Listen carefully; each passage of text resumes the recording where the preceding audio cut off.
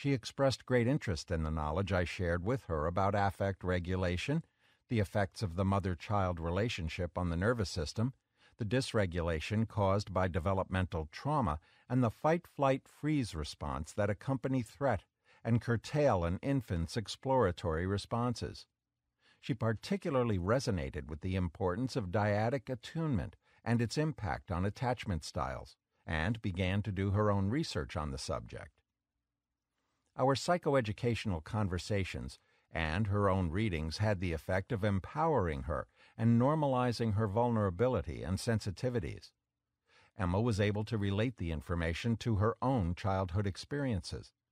In essence, by identifying the developmental, neurological, and emotional bases of her difficulties, she created her own diagnosis. The understanding Emma gained about attachment and trauma gave her top-down descriptive concepts she could use to talk about the pain, fears, and social limitations she experienced. The knowledge she now had about the impact of developmental trauma initiated a process of disidentification from the experience of the helpless child and the deep shame she had felt about her social awkwardness and her dysregulated emotional states. The NeuroAffective Touch Connection.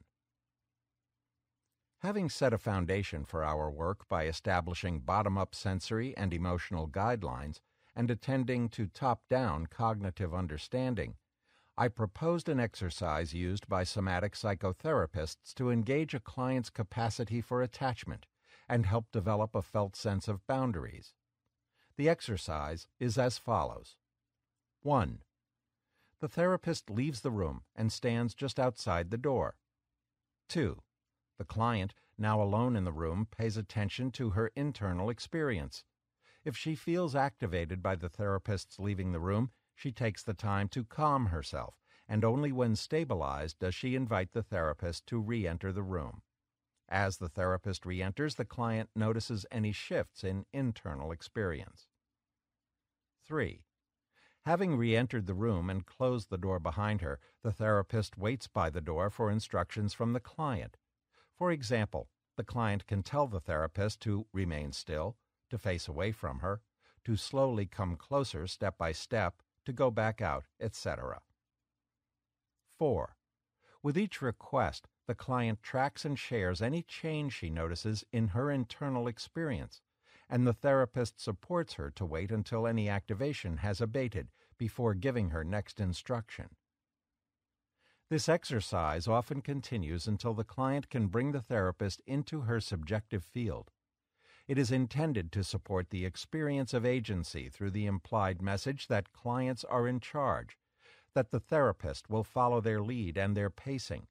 It is also intended to give clients the experience of tracking and giving words to the sensory fluctuations that signal the state of their energetic boundary and relational capacity.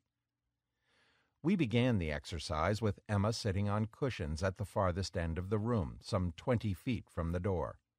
I left the room, and after approximately 5 minutes, she called me in. I came in, closed the door behind me, and stood facing her with my back to the door. Her response was immediate and intense.